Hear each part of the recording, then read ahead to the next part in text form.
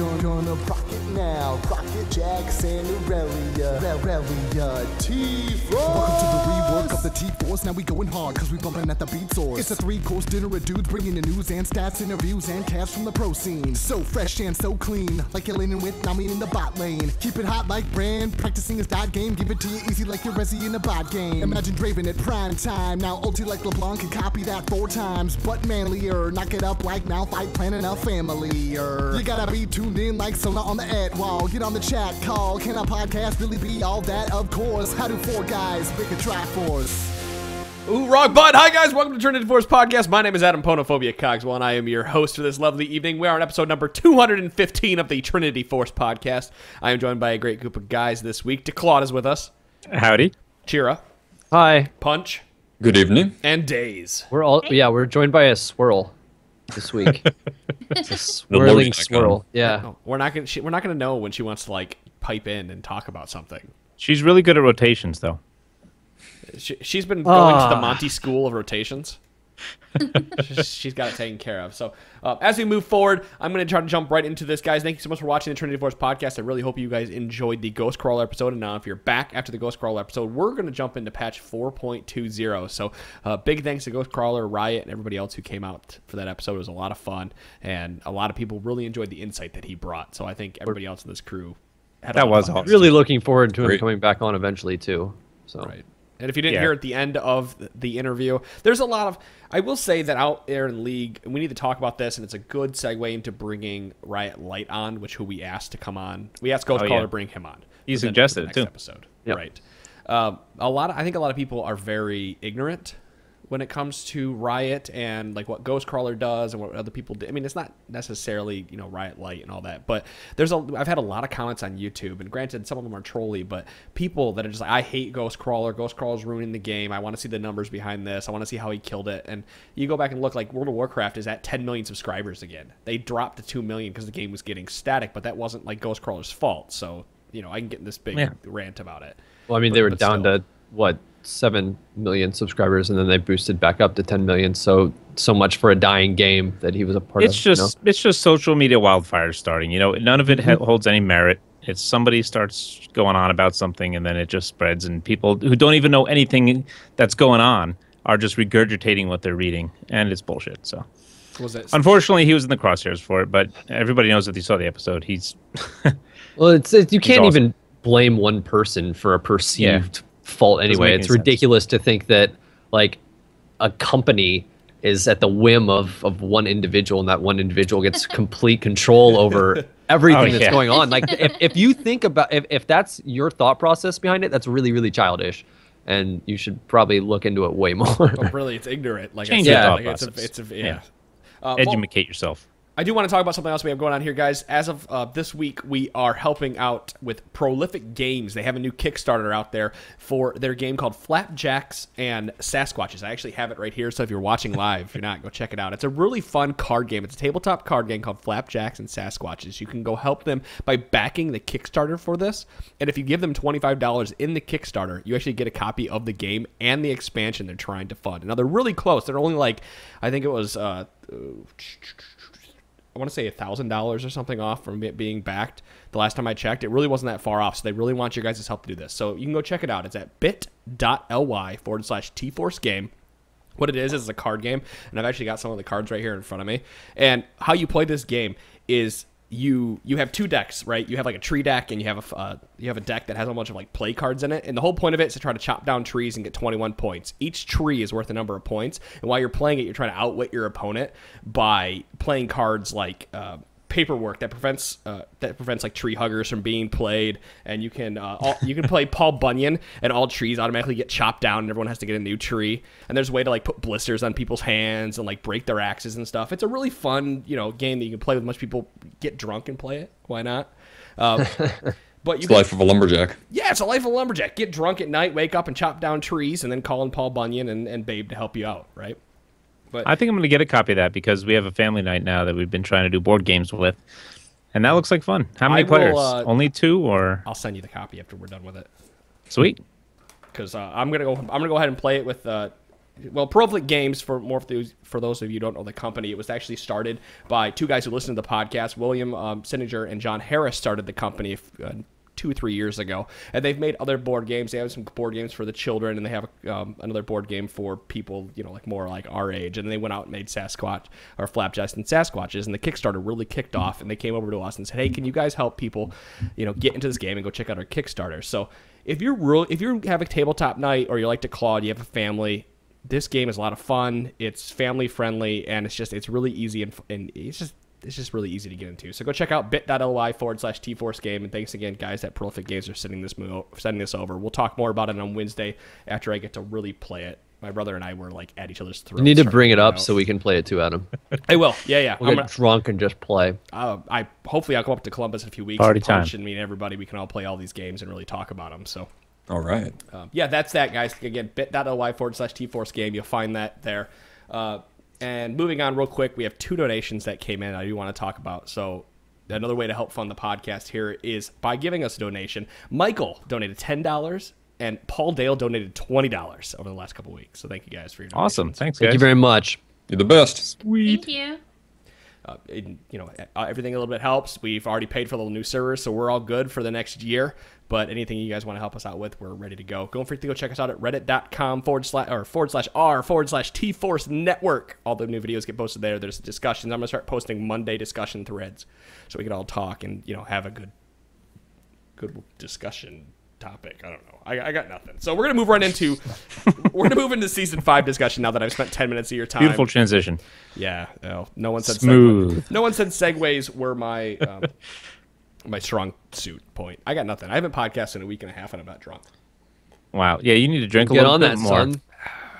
Yeah, is that a lager you're drinking? It's appropriate for flapjacks and Sasquatches. No, I do have a lager sitting here next to me. Dortmunder Gold by Great Lakes There you Brewing. go. It was $8.50 a six pack. Cut down those trees with that lager. All right. Well, what I want to do in this episode is talk about how we are perceiving Season 5, what we're enjoying in Patch 4.20, what new things we found out. We want to talk a little about Kalista. I know Days has some Zyra tech that she really wants to get out there and have people try. The Zyra thing is probably the only thing we might not get till Wednesday, but really looking forward to talking about that, and I'll bring my bottle of wine for that discussion. And then I know DeClaw, you've been playing Pantheon, Punch been playing Kalista, yep. Chira's in the jungle. I've been doing a lot of Gnar and Rumble out of the top lane. Where do we want to start, guys? Is anybody dying to talk about anything? Sure, I will start. Okay, I'm going to start with the Pantheon cheese. There's a lot of cheese going on in this patch, by the way. Oh, yeah. First of all, Pantheon, due to his passive, where he can completely block an attack, can now solo the dragon at level 1. Also level 2. The dragon attacks very slowly now, but it hurts a lot more if it does hit. But what does it matter if you're blocking all of it? It's I posted some YouTube videos on my YouTube channel. I'm trying to post them to the T-Force channel, but Adam's got good security on that bad boy, and it didn't like my computer. So send me the video. I'm going to work with him on it up there. I'll work with him to get it on there for everybody to see. But I did 2 videos. One with the level 2. Pretty much you just hit a camp, get level 2. And then you go straight to dragon. You'll be there before it spawns, especially if you have a good leash. And you just have to know how to alternate your abilities to keep that passive up as much as possible. Use your W in between. You can see the dragon telegraphs his breath with a little bit of orange in his mouth before he attacks you. So you can kind of time it and see, oh crap, I'm not going to get an auto attack off in time. I better W on this point. And it takes a little bit, but you'll kill him. And then you get all of your lanes. Better than ganking one lane. You get all of your lanes that first dragon buff, which is pretty sweet. And then the level 1 one, level 2, level 1 doesn't matter. Dragon spawns at the same time. Both at the times you're there before, so the 2 is better. But level 1, you could be sneaky. I did a top lane Pantheon, had my jungle totem ward it. I went to my top lane to show the jungler I was there. Or, I'm sorry, the top lane opponent I was there. Then I hid in a bush, teleported down, killed the dragon, and walked back to lane. And I was only a level behind. If you just go straight to the dragon pit at level 1, do the level 1 Pantheon dragon, you're going to be 3 levels behind with a dagger in your inventory and full attack speed runes. So you're going to be sucking wind. So, but it's pretty cool stuff. That's some of the jungle cheese is what you can do against the dragon. Also, I believe Fiora can do it. I haven't tried it because her, how do you pronounce it? Riposte? Say it French-like though. It's okay, but anyway. Repulse. Repulse. She the block syntax. I don't know if you needed more cooldown reduction. I tried it in one game and I got decimated, so I was like, screw it. But Arene posted a pretty cool video showing what you can do with Scion to get a quick level 2 before anybody else and steal the enemy camp. People might wise up to it, but you run to an enemy tower at about 140 before the minions are starting to spawn. You take 3 hits. You're down to just about no life. You run to their red camp if you're starting blue side, or their blue camp, you're starting red, and just jump on it. It'll kill you in 1 or 2 hits, and then your passive comes up, and you destroy the whole camp. You have to kill the little guys, too. You hit level 2, and you know what? Riot's probably going to fix it, but right now you keep the buff. When you respawn, you have the buff. Yes. So you buy some pots real quick, teleport to your lane, you're level 2 before them, or right as they're about to hit it if they got some extra farm, which hopefully they didn't if you did it right. And you got the advantage. You got blue or red in lane as Scion top. So more cheese, which, you know, Riot might adjust in the coming months here. But try it out. It's fun. The first time I saw that was the Scion took the Wolves camp. I didn't know you could actually take the red camp. You could do the red. Yeah. You can take any camp except for the dragon or Baron. You can take blue and the wolves. The wolves right? is a safe way because they didn't see you hurt yourself at the turret, and it takes longer because the wolves have to bring down your full health bar to get you when you're passive. When you get your passive, you do percent max health, so you're just hammering away, and you keep healing yourself every time you hit. So you can destroy any of those camps, and then you get your level 2 on the wolves camp. That's the safer way to do it. So. It's it's pretty fun. You guys should try it out. I did it in an actual game too. I didn't just try it. I was messing around with both Pantheon and Scion tactics in an actual game. The enemy jungler hated me and he camped my lane, which was good for us because then we had better dragon pressure. But that's what I've been messing around with. All these little what is it? Play to win. I don't want the scrub mentality. I don't care if it's kind of buggy, kind of little cheesy things here. I'm gonna have fun and explore what I can. It works out since those are tactics for the champions that you like to play too. Just so happens that the cheesiest champions are the ones you're playing right now. Right, exactly. There's cheese with the champions I'm playing right now, which is great. Yeah, that one I really don't have too big of a problem. Excuse me, a big of a problem with. Besides the buff, the whole buff thing coming back to lane with it, but buffs do only last 2 minutes. And you know what? The Pantheon thing is so easy to counter. Just get in there and throw a Totem Ward and Dragon Pit. You can collapse. It's real easy to counter. So you're taking a big risk, and you're really far behind anyway. So it's one of those things where people, once they start to catch on, it's not going to work as often. And then when after a while people are going to forget about it again, you might be able to get away with it. But for the most part, it's not going to be something everybody's going to be able to do every game. Right, He's but you got to really worry about strong later on, like when you start doing dragons, because you can do him so safely. He doesn't take damage. Right. Zyra is the same. If you time her plants correctly, each one of her plants will tank 3 hits. So you can pretty much kill a dragon without anybody taking any damage. So you can turn around and fight if they try to collapse on you. It's actually pretty crazy. That's funny. We talked about all those cheese strategies on the Ghostcrawler episode too, and asked them if they wanted to do anything about it. And they said the same thing. Well, if you figured it out, unless no one. Congratulations. Congratulations, and as long as you're not abusing it, right. As long as not everybody is abusing it, then. I'm telling a fun story, and I had fun with it. I'm like, that was so awesome. Did you see how he grabbed, 4 dragons by 20 minutes? And then, by 27 minutes, we were fighting over the 5th dragon. Ghostcrawler said 32 by normal, but when you do the cheese, you can get it in 27, which is pretty sweet. That's what they brought up, though. If it's happening every single game, it's something that needs to be looked at. But as long as it's not happening every single game, and it's just happening like whenever, a little fun story here it's fine. Yeah. Right. I'm curious. Can you play Yorick and throw him down in the dragon pit? Will the dragon tank the ghouls for hits? You mean the ghouls tank the dragon? Yeah, that's what I meant. Yeah. Well, doesn't matter. Same thing. They should. Yeah. They should. Like Heimer turrets will tank it also. And same with Mal's Voidling. That's same with Old Dragon, but I think he'll rape them. or destroy them. The ghouls die pretty fast, yeah. Yeah, it's just Zyra plants are based on a per hit basis, and I think the Voidlings and the turrets are done by damage. I always found that really silly that those plants are a per hit basis. Well, it's so you just can't one-shot them. And right, I mean... I get it. It's just one of those really annoying things like game where they take 3 hits no matter what. You know, you're doing 300 damage a hit, but you can't kill a damn plant that's only got 3 life. Yeah, but she'd be pretty useless if you could just one-shot her plants later. It's most of her ability. Sure. It's one of those. It's one of those things where I kind of look at it and go, well, this is really silly, but I get why they did it and why you can't change it to anything else. Because, well, then Chira, what have you been doing here? You've been playing the jungle. I've played a whole lot of Warwick because I'm an asshole. Because, of course you are. And because people don't ban him, and I don't want to play against him, so I just pick him. He's at a 96% ban rate right now. Well, that's because he's freaking God. How have you been able to play him? I don't know. I've been playing him a lot in draft with some fans, and it's weird because like people won't ban him or pick him, and then it gets like third pick. And I'm like, why is Warwick not picked? And I'll just be like, okay, they screwed up real bad, and I'm gonna go kill them all now. And like once I get 2 on hit items, I can basically go do whatever I want for the rest of the game. So yeah, and I know we talked about that with Ghost Crawlers. I don't want to harp on that too much, but I've played some Udyr. He's still really strong, and I've had a couple games with Diana, who the early game went terrible, and then I turned things around. I was seeing a lot of Diana recently. I feel like she's really strong. The she new jungle really items hard. compliment her. Yeah, they do. Yeah, but isn't she one of those where she still needs to get rolling to do anything, though? I mean, she's still a little weaker before 6. I mean, she's never going to be a good pre-6 jungler. I mean, but the way that the jungle camps are now, and you're not so dependent on ganking at level 2 or 3, is she can get away with just staying until 6 and then getting her ult and crushing some people after that.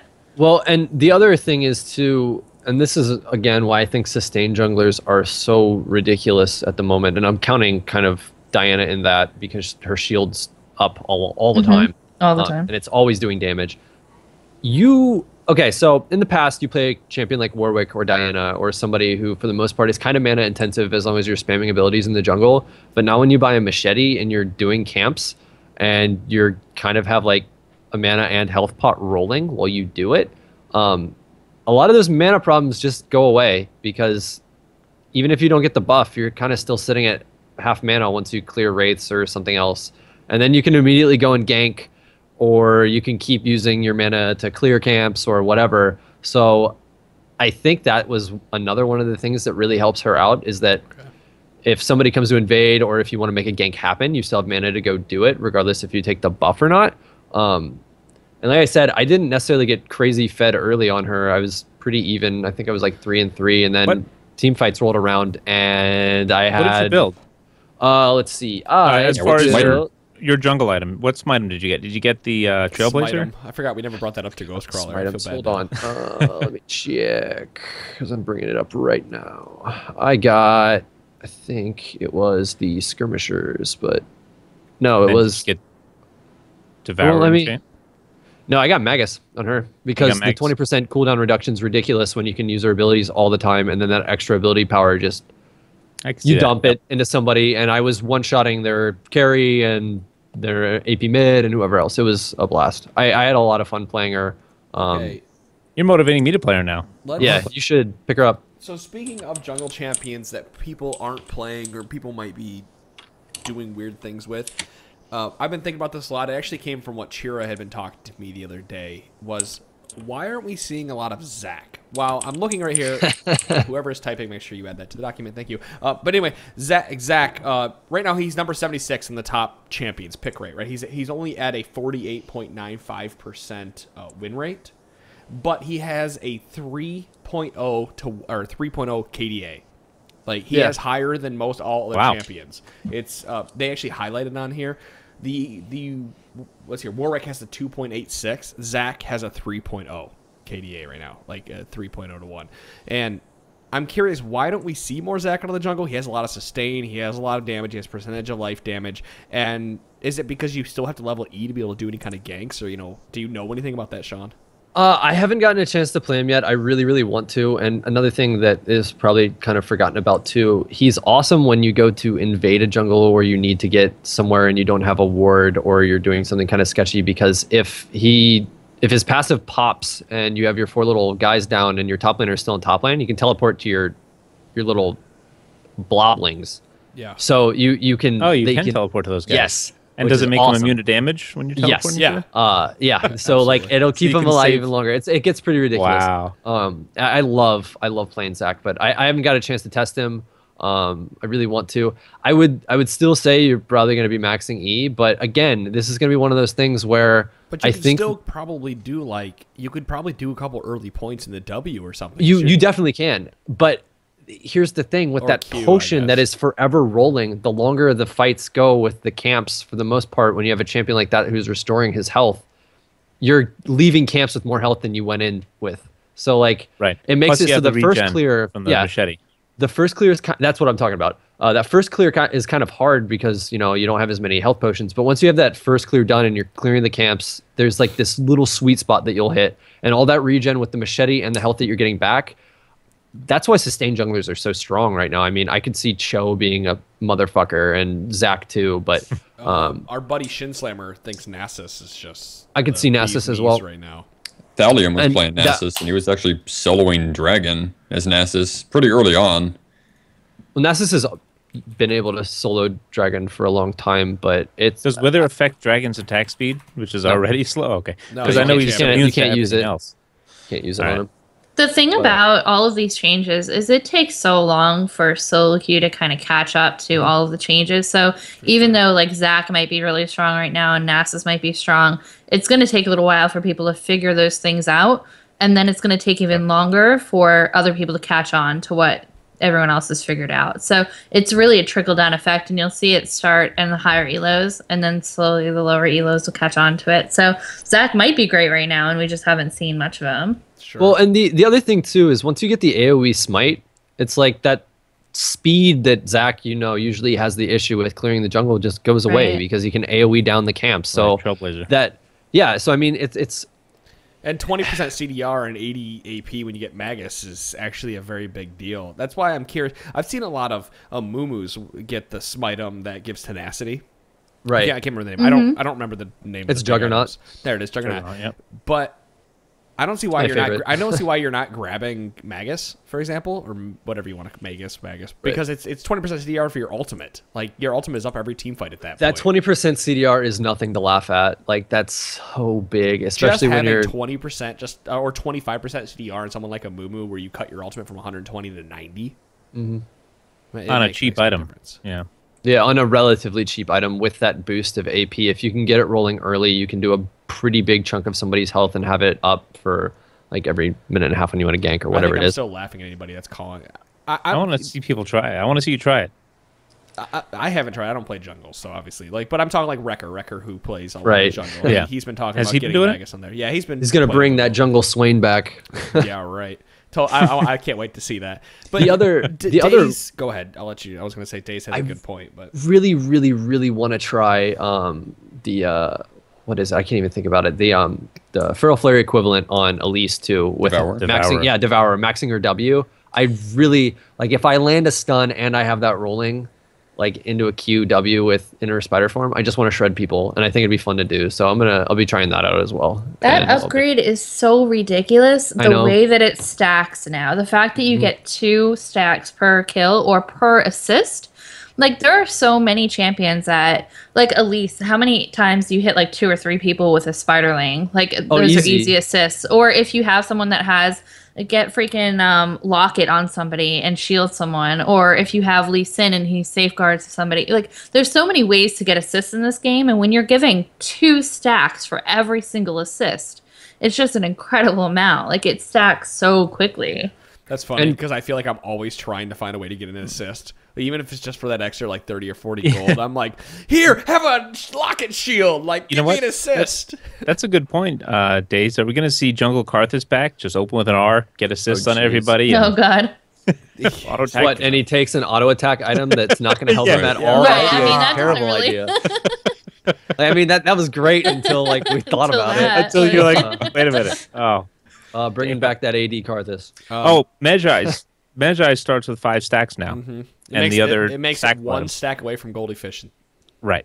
So that's something else to keep in your noggin when you're getting assists and kills. I think who was it the other day? Was it Lancifer or somebody? You were in the game with me, Punch. They asked what to buy. I said buy a Magi's because it has 5 stacks.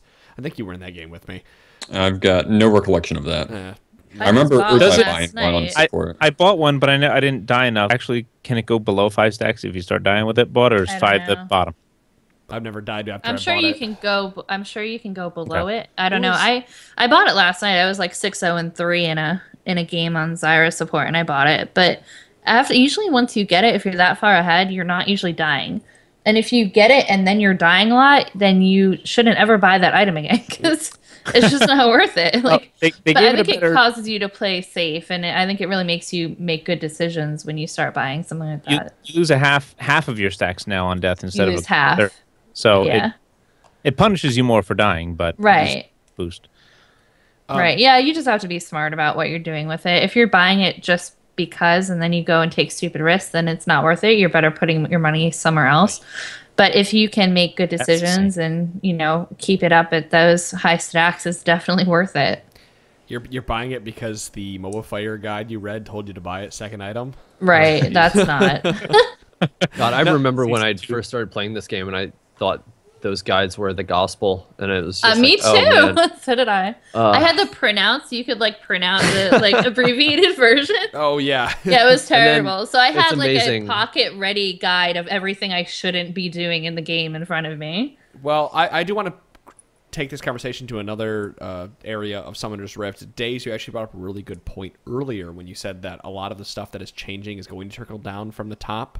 And that a lot of people are still finding out what to play, but I think something that anybody who's listening to this podcast right now, if you play in a solo lane, I think people need to recognize, and even AD carry. I'm going to talk to Punch a little about this. That the era of the marksman is over. The era of the marksman, I say marksman, excuse me. The era of the assassin is slowly coming to a close. Right Yes. Again. Yes. because we are seeing, for example, in bottom lane, we've got the top 3 right now being Sivir, Corki, Graves are like your top 3 AD carries that are being played with. A little Ash bit of has Ezreal one of mixed in. Ash is one of the top 10. You can give me those looks win all you rate. want, Punch, but once you start looking at the numbers and start looking at how comps are being built, now you kind of go, oh, that kind of makes sense. But that's because, yeah, and I guess Ash Zyra might make a comeback, right? I don't know. Ashes was in one of the top 10 win rates for quite a while, for several weeks. I was looking at it today, and the top 3 are, I have it right here in front of me, are Sivir, Corki, Draven. Those are the top 3. Then it goes... Win Right. rates? So there's a lot of people coming back without that mobility, which is really surprising considering everyone wants to talk about the mobility creep here and there and things like that. But yeah, it's pretty evident that you can start playing some of those more powerful, less mobile ADCs and still count on your team and your positioning to support you through making yourself getting through team fights and things of that nature. Well, I bring these champions up because, like I said, I think that the assassin is slowly dying out, but that's because the assassin doesn't have the backup from the jungler anymore. Because as we've talked with the jungle, it is very much you get one opportunity to gank post 6 maybe, but for the most part, it's a lane now. The jungle is a lane. Like you do your rotation, you gank once, you do another rotation, and that's if you get that chance to gank. So a lot of the very powerful solo laners are staying around.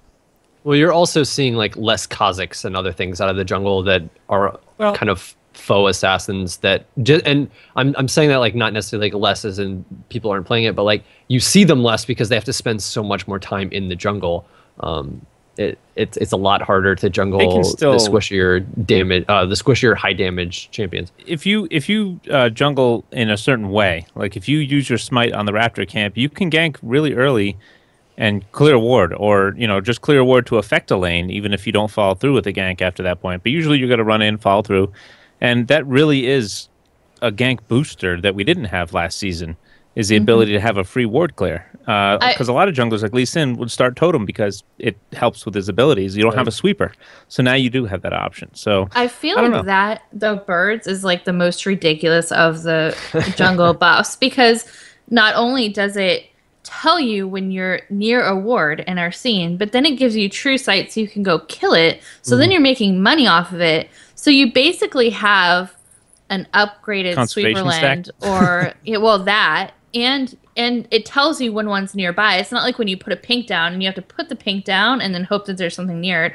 Or even the upgraded sweeper where you have to, it only gives you a few seconds to freaking find the ward. Like, this is a level of vision denial that we haven't had since Oracle was taken out of the map. And there is counterplay, though. You know, nice cheap totem ward, throw it on the enemy raptor camp, and every time they get it, they see that ward. Oh, big deal. Right.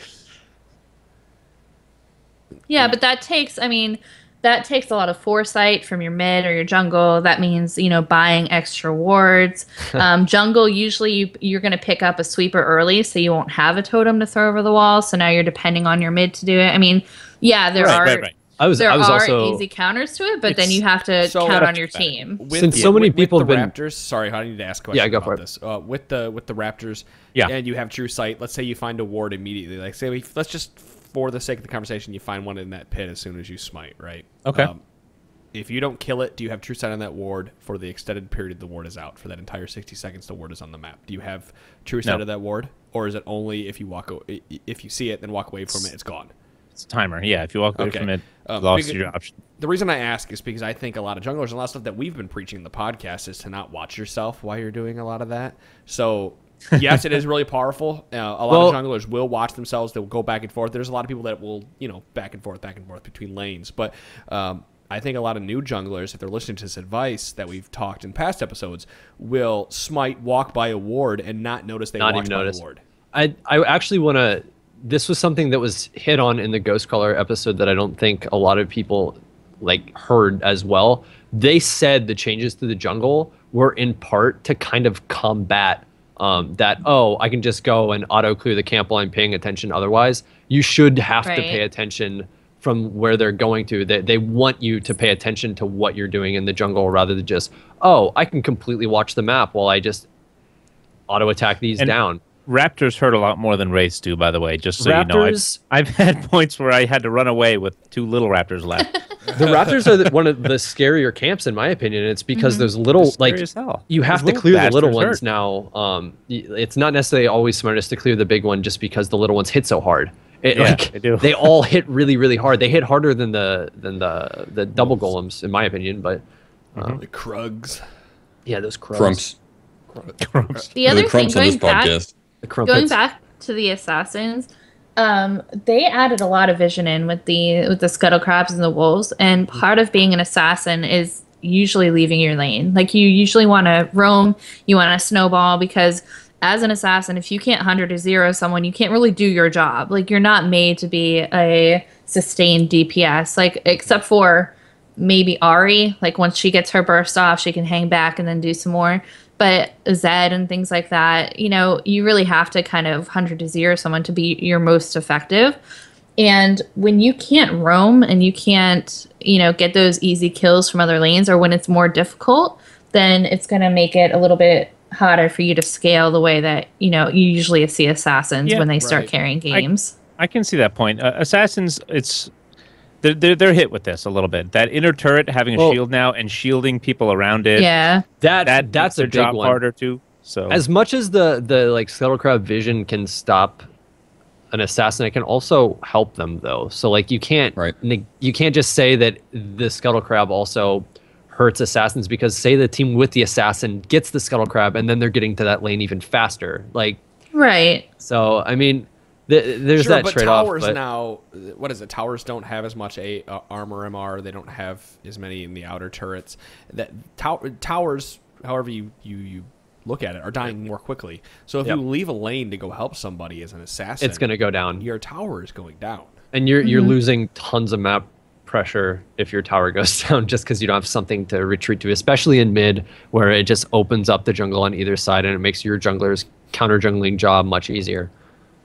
Yeah, I was gonna say, I just don't know about you guys, but I feel like towers die way quicker now. Yeah, they definitely maybe it's do. the animation. I've noticed people who haven't been able to kill towers very quickly in the past being able to kill them faster than they usually have been able to. I've noticed the laser turrets on the Nexus seem nominal. Yeah, they just sit there soaking the laser, be like, yeah, whatever, Well, especially when you have a super tank. It makes my never surrender, because we're losing hard thing harder, because damn it. I'm watching my death timer. They're just sitting there. Well, also with the laser turrets, when you're sieging that, you also have a better opportunity to go in there and poke and take a shot because the damage doesn't ramp up until later, so you can just get sizzled for a little bit and you don't care. Yeah, right. Yeah. It's poking me. I do want to point, I kind of want to go back. I haven't been able to talk about it because obviously we were off for Thanksgiving and all that, but I said that I don't feel like Baron is worth contesting over Dragon number 5. And I'm going to resend my comment there and say that Baron is definitely worth contesting now because Baron promotes split pushing, and it's almost impossible to kill his damn minions if something's near. I had an Alistar split push. Like, he was a support Alistar, but you couldn't kill the minions or kill him because it's Alistar. I was about to say, if you're sending your team to deal with that, Alistars. Yeah, if you're sending your team to deal with that and he just pops his ult, he's going to last forever while those minions are killing shit anyway, so it's kind of not even worth the time to deal with them. Yeah, melee minions get 80% damage reduction. Is that right? I mean, it just takes so much effort to kill those fuckers. Yeah, I don't know. I've always felt like it was a pretty strong buff, and I think that people forget how annoying super minions are until you're like trying to save your base and Declaw's in the background going, "Don't surrender," and you have all these minions coming down and you're like, "Oh my god, I can't kill them." Well, cannon minions that outrange towers now, and they spawn at 25 minutes every single wave. And you can still rip them apart, you know. If you're losing, you can still do it. No, you can't. No, it's too. That buff is too powerful right now for split pushing. But that's the problem. It's really strong. It's a really strong buff.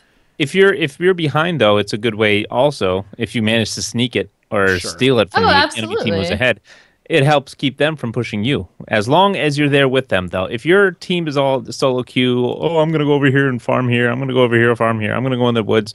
Then you're not really making use of that buff, and it doesn't give you any combat stats that are really useful. It gives you some, but the 5 dragon one's way better. That's what I like most about this buff is that I feel like it promotes objective focus. Right. You know, anyone who's if you're gonna take Baron, then chances are you know what's going on and you know what the buff is giving you now, and you'll know to go to minions. Whereas before, like, how irritating was it for everyone here? Like, you'd get Baron, and then someone would go take Wolves, and someone else would go farm top lane, and the top lane has, like, 3 towers left still. It's also awesome to, like, from a player perspective, too. Once you have that buff, you're like, yes, now I get to watch my minions just fuck up their base. Right. Like, you want to run down the lane and watch the minions just be like, we're better than we're stronger than the enemy champion, so let's do this. I like what it does. I like that it promotes all of those things, but I think it does. I think it gives too much to individual lanes. I want to say that Ghostcrawler and the rest of them had talked about changing the amount of stats that minions get based on the number of people that are near the minions, and I would like that. I feel like that would be. There was a reason they didn't do it. I can't remember off the top of my head. I haven't listened to the episode again, but I think something like that needs to happen, or individual lanes just automatically get. You only need 2 people in a lane, maybe. They also said they like the risk of a team doing like a 1-3-1 and then not allowing. Even a risk when somebody can't kill the minions, though. That's the problem. Nobody can kill the solo minions when you're behind. They said that they like the idea of the team that didn't have Baron being able to just 5-man kill him and then push down a lane. But I mean, how much damage is being done as collateral in the side lanes when that's happening? I think they need to find a balance for that. There has to be a tune with those, how much damage reduction they're taking. It doesn't have to be based on solo lanes. I don't mind the split pushing. Like, that's fine. You can send one person, have it 4v5 in the mid lane. The problem is you can't kill the minions solo when they have the Baron buff on. You know what? I haven't noticed that much of a problem of killing Baron buff minions. Maybe because I play champions who AoE a lot, or are good at wave minions are still really squishy. And I've got. It's weird when you're wailing a melee minion for so long. Like, man, that was tough. All right, it's finally dead. And then you get to the back lines, then die in 1 hit still, and you're like, well, yeah, that's. It's a big deal if they're stacking up. Like, if they got a huge push of multiple waves, but one wave of Baron buff minions. They're annoying and they're cool looking with their little purple shit. That's not a problem. And part of that though is that the safest way to get a Baron is to take their inhib and heal, and then go take Baron while they're trying to deal with all the super minions in their base. So I imagine that when you try to stack that Baron buff on top of those super minions, that's when you're gonna have serious problems and won't be able to do anything about it. And the counter to split pushing has always been to 5-man the group and try to take care of that. So, and that's still a risky situation, because if you lose that 5-man all in, then you lose all of your lanes. Yep. So when that same counter to split pushing normally is now the counter to split pushing when they have super strong, ridiculous minions, there's not going to be, something's got to give, because it's not going to be nearly as effective, and it's only so effective to begin with. But they're not that painful later in the game. By the time you're getting Baron, it's not like they hurt you. They're just hard to clear. So you can 5v3 and all in their 3 men with your 5. But if you don't succeed in killing them, then you lose your side lanes, which has always been the risk in all in. Old way, you would if you would have lost 5v3 to them. The new minions didn't make them the 3 champions harder to all in. Oh, I know that. I'm not saying that. All I'm saying is that there was always a risk when you're going and you're going to 5v4 and someone's split pushing, because usually that's how it is. It's 5 and 4, 5v4, and you go in there and then you either don't kill them enough to push back, because the whole idea is to kill them and to shove faster than their split pusher can shove, so he has to come back and respond to you. But if you can't do that effectively, and you can't shove back because their minions are harder to kill than yours, or you just don't succeed in that, then you're losing more than you would have normally, because the side split pusher has minions that are going to take way more than normally. Which is something Which is something that we have to deal with in Season 5. Things are changing, right? But, and I agree with you. I totally agree with you. But my problem is that person in that side lane, and this is going off what Daze is saying, is that now that person has a buff in the side lane, we're assuming even. We'll just assume even across the board. Even kills, even gold, whatever, but they have Baron. That side lane now is going to push 5 seconds faster than they did previously. So now you have to react 5 seconds sooner. So that team has to spend 5 seconds less, less just standing out and waiting outside the turret. They just spend 5 seconds less standing outside the turret. Like, that 5 seconds could make up the difference between make or break it. And now you suddenly have an inhibitor 5 seconds before you could, because the team couldn't engage at the right time. Like, little things like that make it so much harder, and make it for me to look at when someone has that Baron buff and is split pushing, or even doing a 1-3-1 where they're just playing really safe and you can't kill the minions really quickly. That's my problem. Like, I'm really looking at this as an overall, if you get Baron buff and you're ahead, the game is over. You said it before yourself to Claude. Not over, but the game is really tough to come back, even more tough than it was before to come back from. It is. It's the old way was, I guess, kind of a pain. It was frustrating for the resisting team against the Baron buff who was sieging, because they regenerated so fast. Everyone had a Warmogs essentially. But this way, you don't have as much as that, so you have to change how you play. It's not all about wave clear now. Now it's about trying to kill those champions. But we were saying before, contesting Baron over 5 buff Dragon. When you have those buffs of the Dragon, 5 buff Dragon, you're doing so much more damage to minions. What's the percent that you do with the the second buff? So you're doing 30% more damage to them anyway, which will help you clear it. And then you're moving around faster, so you can respond to that split pusher. There's give and take there, and I witnessed the might and power of the 5 buff Dragon. Oh no, it's great. We were stealing dragons throughout the game, but it was solo queue. We were playing terribly, and the enemy team was playing awesomely. We had no inhibitors, but we had an inhibitor turret. They had just done Baron, took out 2 of our inhibitors, and then ran over to do Dragon because they were all really low, and we just respawned. Ran over there. They killed 3 of us at the Dragon pit when we were all trickling in, panicking to stop them from getting it. But I was Vel'Koz, and I ulted over the pit, and I was lucky. I got the kill on the Dragon and killed their jungler. All of a sudden, our, what's his name, Lucian, respawns.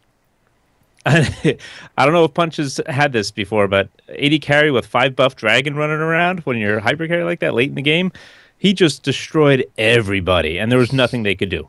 Their minions, screw it. They had the Baron minions. Oh, doesn't matter. Lucian's darting in and just melting your face. I witnessed the power. We went from, oh shit, we're going to lose this, to, oh, there's the turning point. Oh, yeah. There's nothing they can do because we had the 5 buff the Dragon. So, which I don't know. Problem with, like you said, 30 minutes in the game getting to that point. Yeah, you spent 30 minutes scraping and fighting and clawing and everything you could do to get to that point. So I don't have a problem that you made it back because you showed perseverance and you made it through. And let's be realistic about a lot of this. Like, originally, Declaud, you were saying that the Dragon kind of counters the Baron because you kill the minions a lot faster and things like that. But in that situation, you're looking at an almost even game. You're looking at a game where everyone's pretty much equal and one person has Baron and one person has Dragon. And now this is solo queue. That almost never happens. In the situation you just described, like you stole Dragon, which again is a rare occurrence. So it's kind of one of those things when you end up at that 5-stack Dragon and you end up with that Baron, it's almost like you need to just go win the game. Like, why haven't you won the game yet? Because you theoretically are probably pretty far ahead at that point. Something happened. Something happened though during that game that your team fucked up. Okay, like your team gave up 3 dragons to the enemy team. You know, you were winning. You're ahead in gold all game, but you're giving up dragons. What did you do wrong? How did you play wrong? Right, but then towards your point with the Baron, because you opened this conversation with Baron contest versus Dragon 5, the 5-stack Dragon. They got the Baron. We didn't have 5-stack Dragon because we hadn't gotten to that point yet, but they were losing the rotation game, but then they snuck a Baron on us, and all of a sudden, we lost 2 inhibitors. So it is powerful as hell. They pushed. You know, there was nothing we could do. We were like, oh shit, we're losing now because they have Baron. We had 4 stacks of Dragon, but that didn't really matter. It didn't play to our favor too much. But that 5, once you grab that 5 and double all your stacks, that is really, really powerful. It's like you said, it's hard to get, but when you're comparing the two, the 5-stack Dragon I still think is better. It's easier to get a Baron than a 5-stack Dragon, that's for sure. Unless you get to that point in the game where you have me in there and I'm cheesing the Dragon every chance I get as Pantheon. Right. Then of course, you know, 5-stack Dragon is just 1 spawn away. You know, with all this conversation, I'm just happy now that global objectives in solo queue or in normal games mean something, and more people are willing to take them. Well, and it's also as soon as you get the buffs too, it's kind of like you get an arrow that points at the enemy base. Like, go kill me. Like, that's what I was talking about earlier. Like, you get it, and then you're excited because you can't really get the most out of it unless you go and do it. And there's a giant sign up that says, hey, let's go murder a base. Like, yes. Especially the Baron's buff now, you have the, half recall time now? So you can recall real quick, buy, and then get chugging on your way to the base. And I think, Adam, you pointed out in your stream the other day, River Spirit Nami, she's interrupted in her little song when she's back. And she's like, oh. Yeah, that's the best part about it. It's a buff because it shuts River Spirit Nami up. Yeah, they're both really strong, and I know that they said they wanted to make them so that it could help a team that's behind come back. But I really do think it's just going to help the other team snowball. Like, whatever team is ahead, it's just going to be... They're going to be able to get the buffs more, and they're just going to be able to, you know, run away with it. It's a competitive buff, is what it is. Yeah. You're right. I agree with you, and I think a lot of this stuff is the teams that are going to get 2 or 3 dragons, the teams that are going to get a Baron are going to win the games. I think the team that gets the Baron on this patch right now wins the game. That's and why I'll make a bold prediction. If you don't, right you're now, making a mistake. Can I make a bold prediction? You can mark it right now, episode 215. Until they patch Baron, any team that gets Baron wins the game. First Baron, they win the game. Well, you want an example? Right like now. in the You mean like LCS or Soul? Yes, LCS. Okay, that's a whole different story because I'm like, we just disproved that with the Claude's game where they won LCS. Like, but the thing is, okay, so go back to DeClaude's game without having ever seen the game. I didn't watch it. All I know is literally what he just told us about. Their team had Baron, had 2 inhibs down, and had the buff for the half recall time. They lost that game when they decided to go do Dragon on almost nothing health. Like DeClaude said, they were really low health. Instead of just recalling, using the Baron buff to shove the things back into their base, and then going and taking Dragon. Like, that was their own fault for losing. Wasn't even a... If they recalled like that, though, we would have gotten a 5-stack Dragon, which we proved 5v5 against their team. Even though you had 2 inhibs down? Oh, yeah, because we rushed straight for it. We're like, we got to get that 5th Dragon. This is... You let your base get to our point. On? Is that what this it was? is make or break time for that. We had pushed it back a little bit. It's but risky. If they all recalled right then, like you said, we were on our way to the Dragon. They had to go there and contest it, so we didn't get the... See, that's what's cool about these new objectives. It's almost like they panic, like, oh shit, they're on their 5th stack if they get that. Even though we got the Baron, we got 2 inhibs down, we're too hurt right now to fight. So we either got to back, but we can't just back because we have to stop the Dragon. And then they almost won that fight with us on Dragon. I just got lucky and got the steal. But once all of our guys respawned, 5v5, them Baron, us 5-stack Dragon, we destroyed them. I would have to see there was the no replay. contest. I'd have to see the replay, and I would probably change my tune. I'll admit, I'll probably change my tune about what I'm about to say, but I feel like with the we should play some bold prediction that's already been like, well, no. In a solo queue environment, my bold prediction completely fucking out the window because people are stupid. People do really stupid shit. Your bold prediction makes sense because in team games, the LCS caliber play. Oh well, then you got Skyen's "Keep Calm and Don't Do Baron" T-shirt. That might come into play again. Right, but. Well, not when you have... don't do Baron when you have St. Vicious in your team. A team working with the 1-3-1, recalling like Daves was saying, being smart about it, using the buff to push lanes with the super minions, etc. That is scary as hell in an LCS kind of environment. So I'm not going to say I agree with Adam 100%, but I think it's going to lean towards what he's saying. I'm making the bold prediction for fun. I want people to come back after they make the first change to Baron. Like I said, I'll see. I think is in solo queue. But no, I need to go back to your point real quick. Like I said, I need to see the replay. I need to watch it. I do feel like with that that reduced back time and home guard, that they may hit, I don't know the team comps. Like there's a lot of different factors, but with the game you're talking about, I feel like people can make it back there to Dragon in time to somehow contest. Something may happen again. Even if they only killed 2 of you and they had 5 of them up, then they go take your base because there's no one to defend. The only reason they were backing out of our base because we were respawning and they were low. They could have. Or you would finish the game. Overstayed at that point. At that point, they just overstayed. That's a typical solo queue response. They wanted to get that second inhibitor, which would have been worth if they didn't have to worry about that 5th dragon because we had gotten 4 throughout the game. LCS level play, team games, I don't know if I'm going to see any 5 dragon stacks ever. Maybe 3 for each team if they're really neck and neck. Or 2 and 3. Maybe 1 will have all the dragons, and that'll be 3 before the game ends.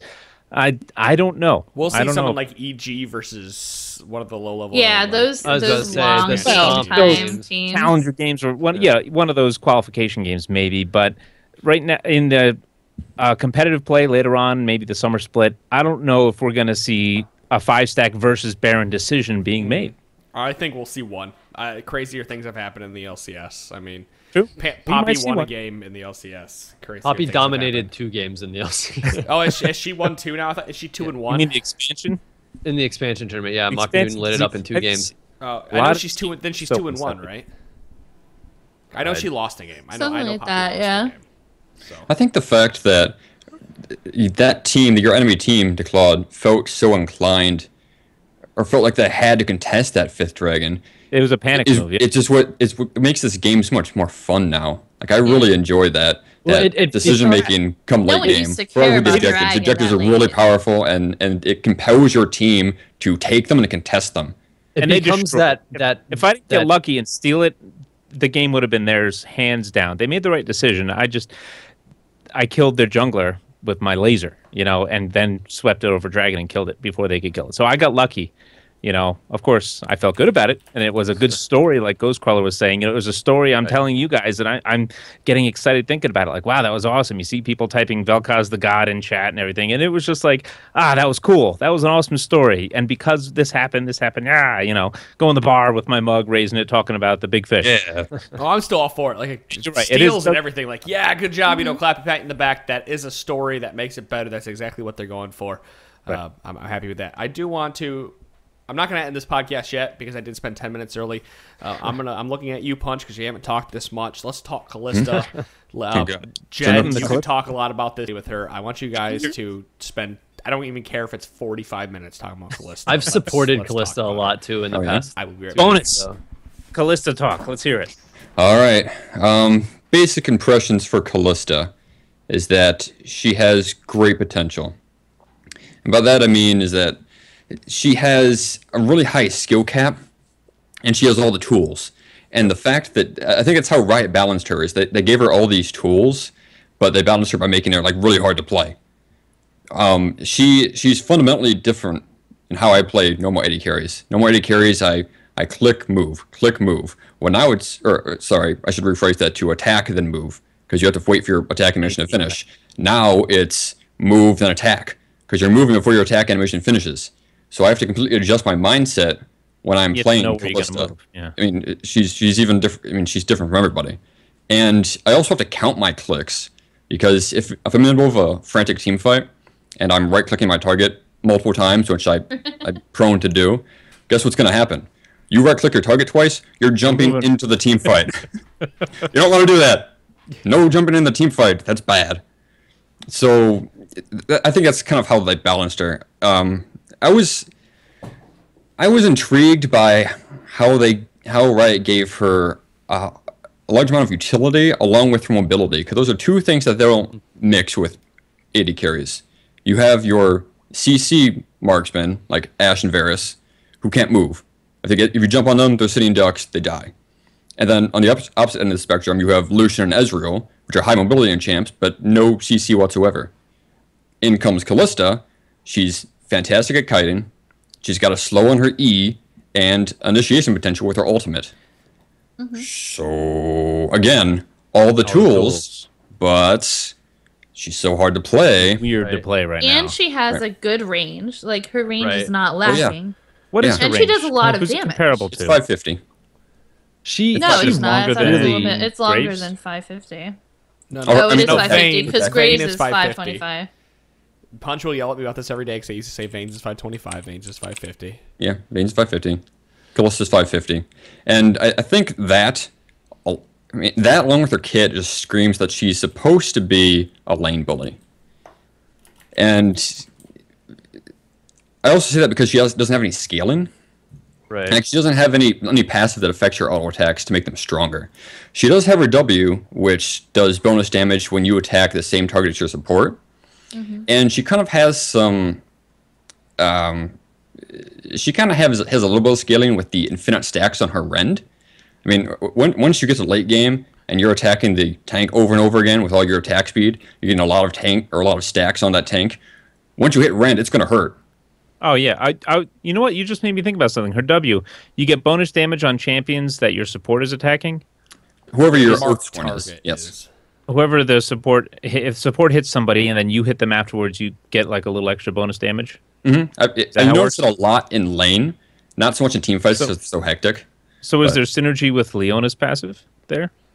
Maybe do some surprise burst. Definitely. I haven't actually played with Leona. If as Leona you stick on her, because it's Right. Yeah, you'd have to stick on her. So Kalista would have to proc Leona's passive, and Leona would have to proc Kalista's passive. So you couldn't just like procs the extra damage. right. Yeah. Oh, okay. Either one. I mean, the support can attack first, and then Kalista could attack. Oh, okay. But So yeah, that could be pretty strong. But also, since we're on the topic, your W also kind of fucks up Runic Shield. Oh, it's terrible. Absolutely. Oh, it does. The support can't last it Yeah. with Runic Shield anymore because whenever the support last hits a minion when your W passive is on and they get that bonus damage, the credit goes to you for the kill. So that counts on minions, meaning you get the kill, they don't proc the Runic Shield. It also counts on champions too, which has happened to me before, where I've died, but my support would then last hit somebody, I get the kill. Like, yeah, thanks, buddy. I appreciate it. Thanks for the extra 200 gold. I think Yeah, you they that. did that. They did that to protect Kalista's last hitting. They don't want people to not, for Kalista to not get the kills on the minions and things like that because of that accidental increase in damage. But at the same time, it's just creating a situation with a conflict of that item where you can't use that item at the moment with her. Maybe they can fine tune it how it works. I'm with an sure they if-then will. statement, That was you know? definitely that was not something that was intended. Right. There's only a couple ranged champions that really work well with her. For the most part, you want a tanky champion with her, and it kind of ruins some of that if you can't take the best support item for the tanky champs.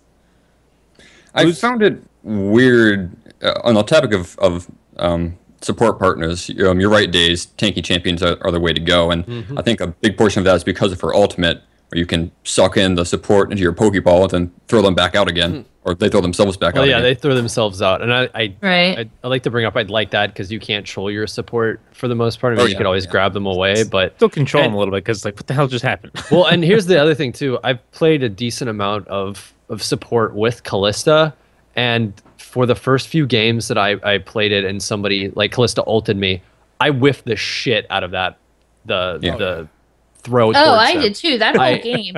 The biggest problem for me was that I smart cast everything.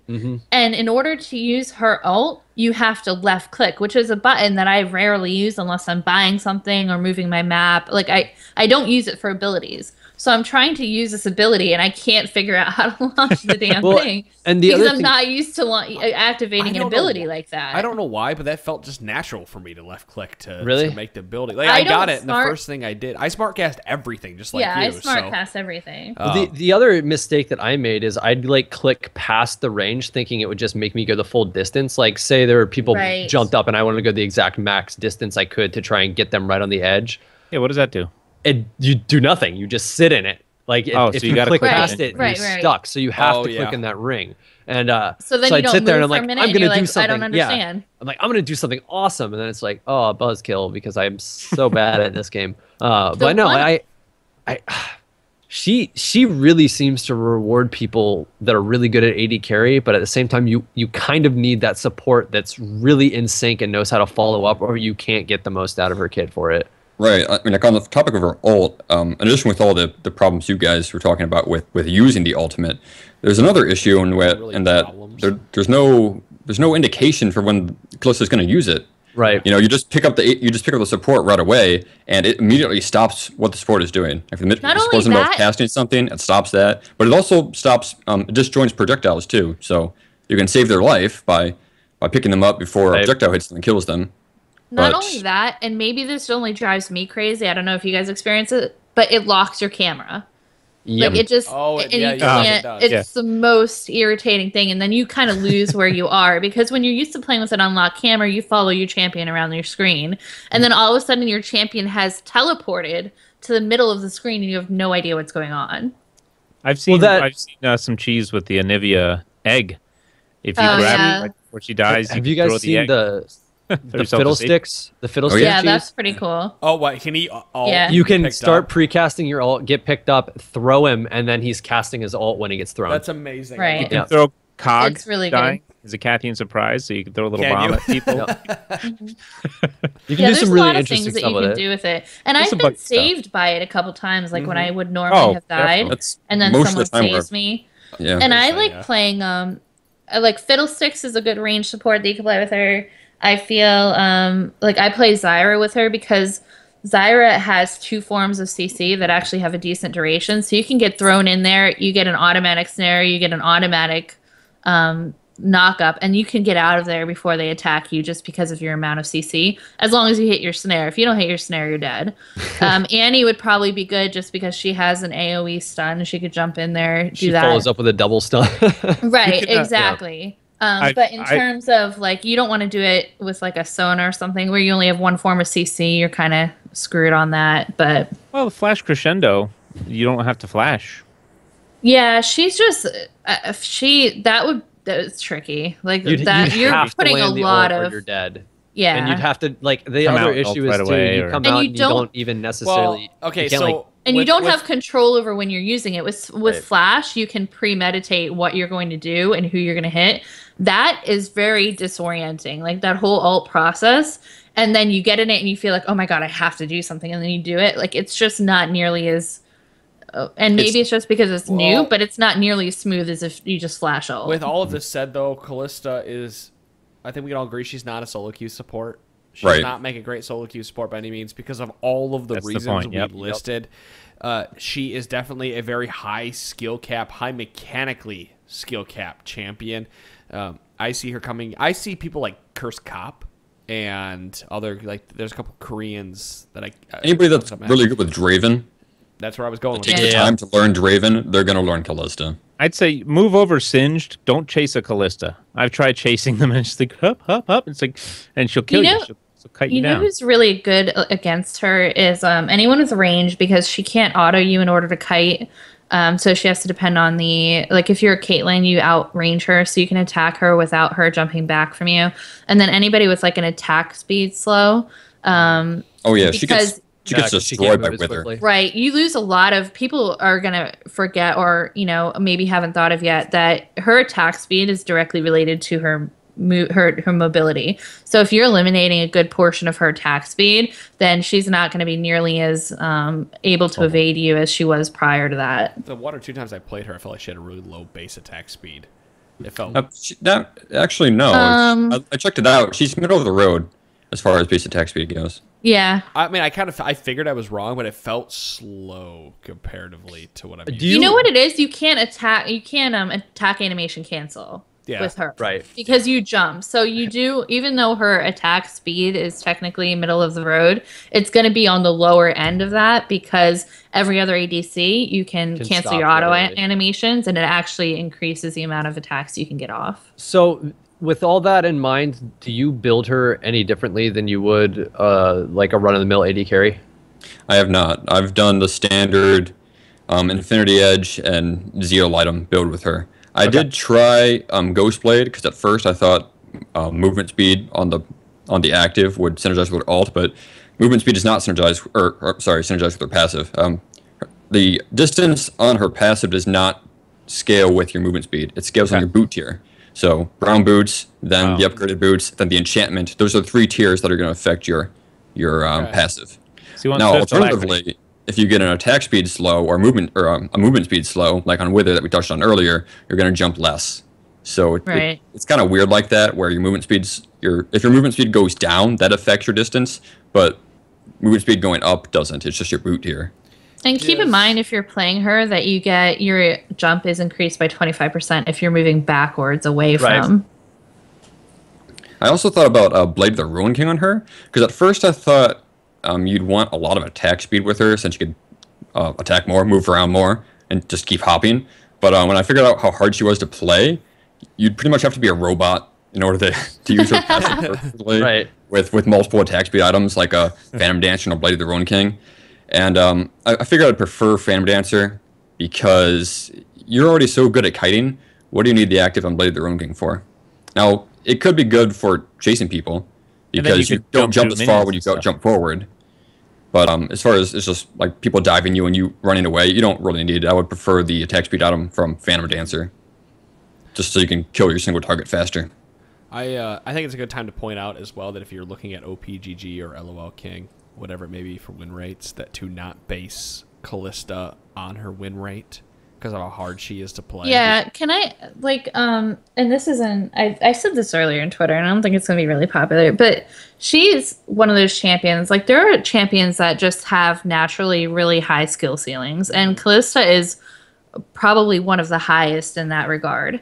And you're not going to make the most of her unless you are like have plat mechanics, diamond mechanics, just because of how difficult it is to take advantage of every one of those things that we were talking about. And it's not, I mean, I couldn't play her. I don't have the mechanics to do that. Like, I'm not plat because I have amazing mechanics like some people are. And you might be gold and have amazing mechanics and bad decision making or so it's just a blanket statement, but you have to have really, really, really strong mechanics to make the most out of her kit and get her to that really high end of I do want to say there's different styles of mechanics players can have as well. Because there's some players that have great, absolutely. I have great melee mechanics, for example, but I have terrible ADC mechanics. Like my orb walking can't see. I can play ADC and I can do it fairly well, but I'm never going to be as good as Punch. Punch picked up Kalista. I've watched you play her. Like me just trying to play like Kalista looks like it's a shit show. It's like Punch trying to play. My Kalista's still really bad. I mean, I actually want to, and I have done this already, but I want to do it again. I just need to join a practice game and just practice clicking. Sure. And count my clicks. Because I mean, if you're gonna learn this champion, you have to dedicate the time to do it.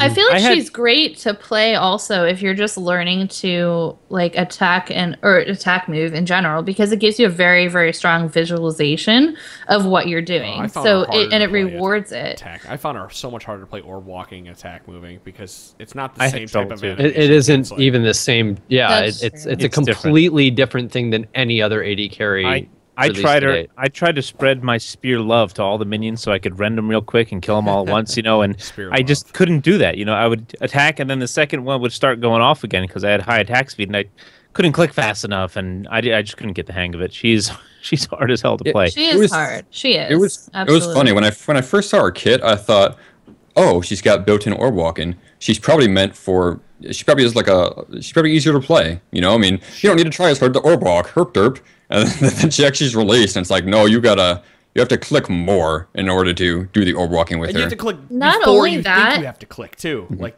yeah, it's anyway. Go ahead. Not only that, but it punishes you so high. Like anybody who has switched to using attack move because they accidentally right click and walk into somebody. Now imagine instead of you slowly walking and going, oh crap, and moving, now you jump into them. Like it definitely punishes you if you're not really taking advantage and really kind of planning where you're going. And if you don't have those mouse mechanics, it's really going to punish you for it. Now, has anybody else unsuspectingly walked into a sentinel in a bush and gotten really scared because they didn't know what was going on at first? I watched that. You know what? No, you know what's stupid? If you go pull up the stream highlights from yesterday, fucking Badger walks into a sentinel and he's like walking toward the enemy with the sentinel follow him, and I yell at him, I'm like, what are you doing? I think the first game I played with Kalista, I put out a sentinel and then the enemy jungler saw it and flashed away from it. Yeah. It's scary. Like it so screams at you. too. Yeah, it yells at you. It's so distracting. It just it's terrible. But I think we'll end the podcast on that note with Kalista. We trying to make up for all the time of not going an hour. I get yelled at so many times that you guys spent 10 minutes at the beginning of the show going over this. I'm like, all right, well, you're gonna get an hour and 10 minutes show now. How hard her ult is to use. If we haven't harped on that enough. Yeah, right. We didn't just spend 10 minutes talking about her ultimate or anything. No. So Zyra next week. Yay. Yep. Are you gonna wait till Monday to talk about that? Or are you gonna do it Wednesday days? I can do it Monday if you want to be a part of that. Yeah, sure. I'll probably, as the days go on, my tone has become more and more accepting. Let's put it that way. So we can wait till Monday. I didn't say this at the beginning of the podcast, but I will not be here on Wednesday, so these four will be taking over the podcast. We'll be talking more patch 4.20 and anything else that comes up between now and then. They might go over some of the PvE notes. I know we did see some Lucian changes and stuff. Stuff is not final, so don't get your panties in a bunch. We still haven't talked about any of the other champion changes from 4. Yeah, there's still a lot to talk about. We got a lot of meat to go over. Yeah, seriously. But that's that. Guys, don't forget to go check out bit.ly/T-Force game. Flapjacks and Sasquatches. They're out there. They want you to back their Kickstarter. Get them there to the end and go get yourself a game to play with everybody. So that is it for the Trinity Force podcast. We will see you all on Wednesday for episode number 216. Peace. Love you.